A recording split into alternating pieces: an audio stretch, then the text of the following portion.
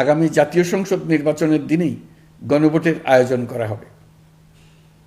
অর্থাৎ জাতীয় নির্বাচনের মতো গণভোটও ফেব্রুয়ারির প্রথমার্ধে একই দিনে অনুষ্ঠিত হবে।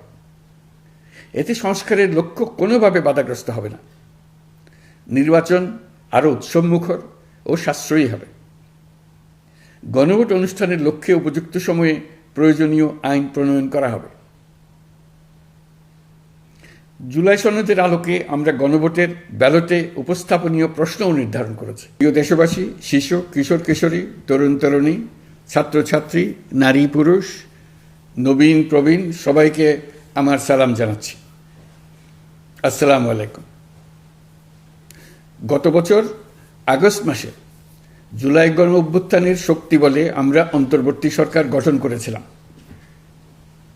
এরপর আমরা এখন আমাদের মেয়াদে একটি অত্যন্ত গুরুত্বপূর্ণ সন্ধিক্ষণে উপনীত হয়েছি। আমাদের সরকারের উপর ন্যস্ত দায়িত্ব ছিল মূলত তিনটি: হত্যাকাণ্ডের বিচার করা, একটি জবাবদিহিমূলক ও কার্যকর গণতান্ত্রিক ব্যবস্থায় উত্তরণের জন্য প্রয়োজনীয় সংস্কারের আয়োজন করা এবং সুষ্ঠু নির্বাচনের মাধ্যমে নির্বাচিত সরকারের কাছে ক্ষমতা হস্তান্তর করা। আমরা জুলাই গণ অভ্যুত্থানকালে তৎকালীন ফ্যাসিস্ট সরকারের নির্দেশে সংগঠিত হত্যাকাণ্ডের বিচার কাজ এগিয়ে নিয়ে যাচ্ছে।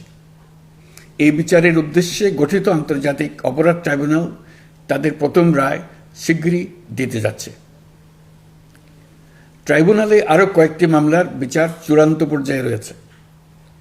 সাধারণ ফৌজদারি আদালতগুলোতেও জুলাই হত্যাকাণ্ড সম্পর্কিত কিছু বিচার কাজ শুরু হয়েছে। আমরা একই সাথে দেশের ইতিহাসে প্রথমবারের মতো গুমের মতো নৃশংস অপরাধের বিচার কাজ শুরু করেছি। আমি আনন্দের সঙ্গে আপনাদের জানাতে চাই যে সংস্কারের ক্ষেত্রেও আমরা ব্যাপক অগ্রগতি অর্জন করেছি। অন্তর্বর্তী সরকার নিজ উদ্যোগে বা বিভিন্ন সংস্কার কমিশনের প্রস্তাবের ভিত্তিতে অনেক গুরুত্বপূর্ণ সংস্কারের কাজ সম্পন্ন করেছে। কিছু প্রস্তাবিত সংস্কারের কাজ এখনও চলমান আছে। অধ্যাদেশের মাধ্যমে বা বিদ্যমান আইন সংশোধন করে বিচার বিভাগের স্বাধীনতা, বিচার ব্যবস্থাপনা, আর্থিক খাতে স্বচ্ছতা, প্রাতিষ্ঠানিক সক্ষমতা বৃদ্ধি, ডিজিটালাইজেশন সম্প্রসারণ ও দুর্নীতি প্রতিরোধে বিভিন্ন সংস্কার সম্পন্ন করা হয়েছে। ভবিষ্যতে সুশাসনের জন্য এসব সংস্কার বড় ভূমিকা রাখবে বলে আমরা মনে করি। আশা করি আগামী নির্বাচিত সরকার সংসদে আলাপ আলোচনার মাধ্যমে এসব সংস্কার গ্রহণ করবে।